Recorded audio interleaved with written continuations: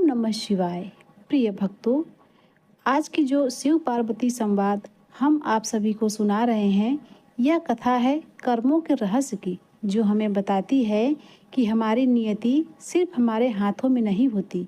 क्या आपने कभी सोचा है कि आपके जीवन में जो कुछ भी हो रहा है, क्या वह केवल आपके कर्मों का फल है या फिर आपके पूर्वजों का भी इसमें कोई योगदान है? क्या माता पिता के अच्छे और बुरे कर्मों का प्रभाव उनकी संतान पर पड़ता है? इसी संशय को दूर करने के लिए माता पार्वती और भगवान के इस महत्वपूर्ण और ज्ञानवर्धक संवाद को आपको सुनाने जा रही हूँ। कृपया आप सभी भक्तगण से ये निवेदन है कि इस कथा को ध्यानपूर्वक अवश्य ही सुनिएगा, क्योंकि जब तक आप पूरी कथा को नहीं सुनेंगे तब तक आपको सही ज्ञान प्राप्त नहीं होगा। तो इसीलिए आप सब लोग भक्त पूरे श्रद्धा और प्रसन्न चित्त मन से इस कथा को पूरा अवश्य ही सुनिएगा। एक समय की बात है, कैलाश पर्वत पर भगवान भोलेनाथ और माता पार्वती विराजमान थे। माता पार्वती भगवान भोलेनाथ के पास बैठी हुई थी और कुछ सोच रही थी। तभी भोलेनाथ कहते हैं, हे देवी, आप बड़ी सोचनीय मुद्रा में बैठी हुई हैं, क्या बात है? तब माता पार्वती कहती हैं, हे महादेव, मेरे मन में एक प्रश्न है जो मुझे बहुत व्याकुल कर रहा है। क्या यह सच है कि माता पिता के अच्छे और बुरे कर्मों का फल उनकी संतान को भोगना पड़ता है, या फिर हर इंसान अपनी तकदीर खुद लिखता है? यह सवाल मुझे बहुत परेशान करता है, क्योंकि यह तो तय है कि मनुष्य को अपने कर्मों का फल भोगना ही पड़ता है। लेकिन क्या माता पिता के कर्म भी संतान के जीवन को प्रभावित करते हैं? क्या हमारे पूर्वजों के कर्म हमारी राह को आसान या कठिन बना सकते हैं? कृपया मेरे इन सभी प्रश्नों का उत्तर दें। शिव जी मुस्कुराते हुए कहते हैं, हे देवी, तुम्हारी जिज्ञासा बहुत ही उचित है। यह प्रश्न हर प्राणी के मन में उठता है। इसमें कोई संदेह नहीं है कि माता पिता के कर्मों का फल संतान को किसी न किसी रूप में अवश्य ही भोगना पड़ता है। आज मैं तुम्हें एक प्राचीन और अत्यंत महत्वपूर्ण कथा सुनाने जा रहा हूँ। इस कथा को सुनने के बाद तुम्हें स्वयं समझ में आएगा कि कैसे माता पिता के पुण्य कर्म और पाप कर्म उनकी संतान के जीवन को प्रभावित करती है। ध्यान से सुनना। बहुत समय पहले की बात है। एक छोटे से गांव में एक गरीब पंडित ऋषिकेश अपने परिवार के साथ रहता था। वह अत्यंत निर्धन था और दिन रात मेहनत करके अपने घर का गुजारा चलाता था। वह रोजाना कठिन परिश्रम के बदले केवल 50 सिक्के कमाता था, लेकिन उसमें से भी वह कुछ राशि दान कर देता था और बाकी बचे पैसे से अपने परिवार का पालन पोषण करता था। समय बीतता गया और कुछ वर्षों बाद उसके घर में 2 जुड़वा पुत्रों आदित्य और अमन का जन्म हुआ। अब परिवार में कुल 4 सदस्य हो गए। जैसे जैसे बच्चे बड़े होने लगे, परिवार का खर्च भी बढ़ता गया। दूसरी ओर महंगाई भी दिन पर दिन बढ़ती जा रही थी, जिससे पंडित को घर चलाने में कठिनाई होने लगी। एक दिन आदित्य ने अपने पिता से पूछा, पिताजी, आप दिन भर मेहनत करके केवल 50 सिक्के कमाते हैं और उसमें से भी कुछ दान कर देते हैं, फिर हमारे लिए क्या बचता है? हम इतने कम पैसों में कैसे गुजारा करेंगे? ऋषिकेश मुस्कुराया, लेकिन कुछ नहीं बोला। यह देखकर उसकी पत्नी ने कहा, बेटा, तुम्हारे पिता जो दान करते हैं वह केवल दूसरों के लिए नहीं, बल्कि तुम्हारे लिए भी है। यह पुण्य हमारे भविष्य के लिए संचित हो रहा है। लेकिन दोनों बच्चे इस बात को समझ नहीं पाए। समय अपने गति से चलता रहा और दोनों लड़के धीरे धीरे बड़े होने लगे। लेकिन फिर एक दिन ऐसा घटित हुआ जिसने पूरे परिवार की जिंदगी बदल दी। ऋषिकेश जब रोज की तरह काम करके घर लौट रहा था, तभी अचानक एक तेज रफ्तार कार ने उन्हें टक्कर मार दी और उसकी उसी क्षण मृत्यु हो गई। जब यह खबर उसकी पत्नी और बच्चे को मिली तो उनके ऊपर दुखों का पहाड़ टूट पड़ा। उनके लिए यह एक व्यक्ति की मृत्यु नहीं थी, बल्कि परिवार के एकमात्र सहारे का अंत था। कुछ दिनों बाद दोनों भाइयों ने अपनी माँ से पूछा, हे माता, हमारे पिता कहाँ चले गए? उनकी माता ने आंसू भरी आंखों से जवाब दिया, बेटा, तुम्हारे पिता हमें छोड़कर यमराज के पास चले गए हैं। जब वे थे तो रोज मेहनत करके 50 सिक्के कमाते थे, और उसमें से कुछ बचाकर हमारा पालन पोषण करते थे, बाकी दान कर देते थे। लेकिन अब हमारे पास कोई सहारा नहीं है। माँ की यह बात सुनकर दोनों भाइयों ने एक दूसरे की ओर देखा और एक साथ बोले, हे माता, तुम चिंता मत करो, हम यमराज जी के पास जाएंगे और अपने पिताजी को वापस लेकर आएंगे। हमने सुना है कि भगवान बहुत दयालु होते हैं।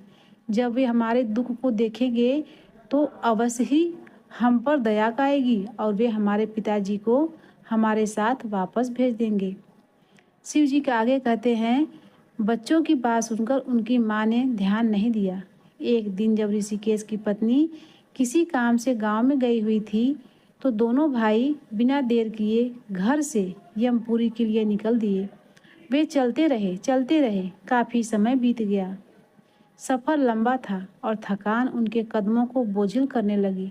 तभी उन्होंने देखा कि सामने एक विशाल पीपल का वृक्ष खड़ा है, जिसकी घनी छाया बहुत ही शीतल लग रही थी। उन्होंने सोचा, थोड़ी देर यहाँ विश्राम कर लेते हैं। जैसे ही वह उस वृक्ष के नीचे बैठे, पीपल का वृक्ष इंसानी आवाज़ में बोल पड़ा, बच्चों, तुम कौन हो और कहाँ जा रहे हो? दोनों भाइयों ने डरते डरते जवाब दिया, हम गरीब पंडित ऋषिकेश के बेटे हैं और यमपुरी जा रहे हैं ताकि यमराज जी से अपने पिता को वापस ला सकें। यह सुनकर पीपल का वृक्ष बोला, पुत्रों, जब तुम यमराज जी से मिलो तो मेरे लिए भी एक प्रश्न पूछना। मैं कई वर्षों से यहाँ खड़ा हूँ, लेकिन मेरा एक भी पत्ता जमीन पर नहीं गिरता। मेरी डालियाँ कभी नहीं सूखती। मुझे नहीं पता कि मैं इस रूप में कब तक रहूँगा। मैंने अपने पूर्व जन्म में ऐसा कौन सा पाप किया था कि मुझे इस योनि में मुक्ति नहीं मिल रही है। दोनों भाइयों ने कहा, ठीक है, हम यमराज से यह प्रश्न पूछकर लौटेंगे। कुछ दूर चलने के बाद जंगल के भीतर उन्हें एक भयानक और विशाल शेर मिला। शेर ने भी मनुष्य की आवाज़ में बोलकर उनसे पूछा, डरो मत बच्चों, मैं तुम्हें कोई नुकसान नहीं पहुंचाऊंगा। पहले यह बताओ कि तुम कौन हो और कहाँ जा रहे हो। दोनों भाइयों ने फिर से अपनी यात्रा का उद्देश्य बताया। शेर ने गहरी सांसें लेते हुए कहा, बच्चों, जब तुम यमराज से मिलो तो मेरे लिए भी एक प्रश्न पूछना। मैं कई वर्षों से इस जंगल में पड़ा हूँ। मेरे शरीर में इतनी भी ताकत नहीं बची है कि मैं उठकर चल सकूं। मेरी यह दशा क्यों हुई? मैंने अपने पिछले जन्म में ऐसा कौन सा पाप किया था कि मुझे इस जन्म से मुक्ति नहीं मिल रही है? आगे एक व्यापारी सड़क के किनारे बैठा था। उसने भी उन दोनों भाइयों से अपनी परेशानी बताई। हे पुत्रों, मैं चलते हुए राहगीरों की प्यास बुझाने के लिए कई वर्षों से यहाँ पर एक कुआं खुदवा रहा हूँ, लेकिन अब तक इसमें पानी नहीं निकला। आखिर इसका क्या कारण है? फिर उन्हें एक बहती हुई नदी मिली, जहाँ एक मगरमच्छ पानी से बाहर आया और उसने बोला, मैं कई वर्षों से इस नदी में भटक रहा हूँ। मेरी 7 पीढ़ियाँ बीत चुकी है, फिर भी मैं इसी स्वरूप में फंसा हुआ हूँ। मैंने अपने पूर्व जन्म में ऐसा कौन सा अपराध किया था जिसके कारण मुझे इस योनि से मुक्ति नहीं मिल रही? नदी पार करने के बाद उन्हें एक मरा हुआ व्यक्ति पड़ा हुआ मिला, जो न सड़ रहा था न गल रहा था। न उसमें भी अपनी मुक्ति का कारण पूछा। मैं वर्षों से इस नदी के किनारे पड़ा हूँ, ना तो मेरा शरीर सड़ता है और न गलता है। ऐसा क्यों हो रहा है? मैंने अपने पूर्व जन्म में कौन सा ऐसा पाप किया था जिसके कारण मुझे इस शरीर से मुक्ति नहीं मिल रही है? दोनों भाइयों ने उन सभी के से वादा किया कि वे उनके प्रश्नों का उत्तर यमराज से पूछकर ही लौटेंगे। प्रिय भक्तों, फिर भगवान शिव कहते हैं, चलते चलते वे यमलोक पहुँचे। उन्होंने यमराज को हाथ जोड़कर प्रणाम किया और विनम्रता से अपने पिता को वापस भेजने का अनुरोध किया। यमराज ने उनकी मासूमियत देखी और मुस्कुराते हुए बोले, पुत्रों, तुम्हारे पिताजी शीघ्र ही घर लौट जाएंगे, लेकिन उससे पहले तुम्हें मेरे साथ बैठकर भोजन करना होगा। भोजन के बाद यमराज ने उन सभी प्राणियों और व्यक्तियों के प्रश्नों के उत्तर दिए और कहा, पुत्रों, अब तुम घर जाओ। तुम्हारी माँ तुम्हारी राह देख रही है और तुम्हारे पिताजी भी शीघ्र ही घर पहुंच जाएंगे। जाते समय जिनसे भी तुमने उनके प्रश्न पूछने का वचन दिया था, उन्हें उनके उत्तर दे देना। आदित्य और अमन खुशी खुशी घर की ओर चल पड़े। सबसे पहले वे नदी के किनारे पड़े मृत व्यक्ति के पास पहुंचे। यमराज ने बताया था कि वह व्यक्ति अपने पूर्व जन्म में एक महान विद्वान था, लेकिन उसने कभी अपना ज्ञान किसी को नहीं बांटा। जब तक वह अपना ज्ञान किसी और को नहीं देगा, तब तक उसे मोक्ष नहीं मिलेगा। उस व्यक्ति ने अपने संपूर्ण विद्या और ज्ञान दोनों भाइयों को सौंप दिया और जैसे ही उसने ज्ञान प्रदान किया, उसकी आत्मा तुरंत मुक्त हो गई। आगे बढ़ते हुए वे मगरमच्छ के पास पहुंचे। यमराज ने बताया था कि उसके भीतर अमृत है और जब तक वह उसे किसी को नहीं देगा, तब तक उसकी व्याकुलता समाप्त नहीं होगी। मगरमच्छ ने अपना अमृत उन दोनों भाइयों को दे दिया और उसकी आत्मा भी मुक्त हो गई। फिर वह व्यापारी के पास पहुंचे। यमराज ने बताया था कि उसके कुएं में पानी इसलिए नहीं निकल रहा है क्योंकि उसने अपनी दो बेटियों का विवाह नहीं किया। जब तक वह कन्यादान नहीं करेगा, कुआं सूखा रहेगा। व्यापारी ने उन दोनों भाइयों को अपनी बेटियों के योग्य समझा और उनसे उनका विवाह करा दिया, जिससे कुएं में तुरंत पानी भर गया। आगे उन्हें वही शेर मिला। यमराज ने बताया था कि उसके पास एक बहुमूल्य हीरा है जिसे उसने कभी किसी को नहीं दिया। शेर ने अपना हीरा उन दोनों भाइयों को दे दिया और मुक्ति को प्राप्त हुआ। अंत में वे पीपल के वृक्ष के पास पहुंचे। यमराज ने बताया था कि वह पूर्व जन्म में एक विद्वान गुरु था, लेकिन उसने अपने शिष्यों का शोषण किया था। जब तक वह अपने भीतर संचित ज्ञान को किसी और को नहीं देगा, तब तक उसे मुक्ति नहीं मिलेगी। पीपल के वृक्ष ने अपना समस्त ज्ञान उन दोनों भाइयों को दे दिया और वह भी इस बंधन से मुक्त हो गया। प्रिय भक्तों, भगवान शिव देवी पार्वती से कहते हैं, हे देवी, लंबी यात्रा के बाद जब दोनों भाई अपनी पत्नियों, ज्ञान और धन के साथ अपने गांव पहुंचे, तो उनकी मां उन्हें देखकर खुशी से रो पड़ी। उन्होंने अपनी मां को पूरी यात्रा का वृत्तांत सुनाया और यह भी बताया कि उनके पिता अब वापस नहीं आ सकते क्योंकि उन्हें मोक्ष मिल चुका है। उनकी मां ने गहरी सांसें ली और कहा, तुम्हारे पिताजी ने जो नेक कार्य किए थे, उसी का फल आज तुम्हें मिला है। ईश्वर ने तुम्हारी रक्षा की, तुम्हें ज्ञान दिया और जीवन का सही मार्ग दिखाया। यह सब कुछ तुम्हारे पिताजी के पुण्य का प्रतिफल है। प्रिय भक्तों, माता पार्वती गहरी सोच में कहा, हे प्रभु, अब मुझे समझ में आया जीवन में अच्छे कर्म कितने महत्वपूर्ण होते हैं। जो व्यक्ति ज्ञान को बांटता नहीं, जो धन को संजो कर रखता है और जो अपने कर्तव्यों से विमुख होता है, उसे जीवन में दुख भोगने पड़ते हैं। फिर भगवान शिव कहते हैं, यही सत्य है देवी, मनुष्य के कर्म ही उसकी असली पहचान होते हैं। माता पिता के अच्छे कर्मों का फल उनकी संतान को मिलता है और बुरे कर्मों की सजा भी अवश्य ही मिलती है।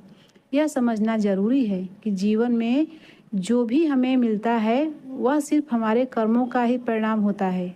हमें अपने कर्मों के प्रति सतर्क रहना चाहिए और हमेशा दान, परोपकार और अच्छे कार्यों में संलग्न रहना चाहिए, क्योंकि यही हमारी और हमारी आने वाली पीढ़ियों की नियति को निर्धारित करती है। प्रिय भक्तों, भगवान शिव आगे कहते हैं कि माता पिता के पुण्य कर्म उनकी संतानों के लिए एक सुरक्षित और समृद्ध भविष्य का निर्माण करती है। जैसे पंडित ऋषिकेश जो दिन रात मेहनत करके केवल 50 सिक्के कमाते थे और उसमें से भी कुछ दान कर देते थे। उन्होंने वास्तव में अपने बच्चों के लिए अच्छे कर्मों का खजाना जमा किया था। उनका परोपकारी स्वभाव, ज्ञान बांटने की इच्छा और ईमानदारी ही उनके पुत्रों आदित्य और अमन के लिए एक सुरक्षा कवच बनी। यही कारण है कि जब आदित्य और अमन अपने पिता को वापस लाने के लिए यमलोक की यात्रा पर निकले, तो हर जगह उन्हें उन जीवों और मनुष्यों का सामना करना पड़ा जो अपने पिछले जन्म में बुरे कर्मों का फल भुगत रहे थे। उन सभी को मुक्ति तभी मिली जब उन्होंने अपना ज्ञान, धन और कर्तव्यों दूसरों के साथ बांटा, जैसा कि ऋषिकेश ने हमेशा किया था। आदित्य और अमन ने अपने पिता के सद्गुणों को अपनाया और यही वजह है कि उन्हें रास्ते में कई उपहार, ज्ञान, धन और पत्नियां मिली, जो उनके पिता के पुण्य कर्मों का ही परिणाम थे।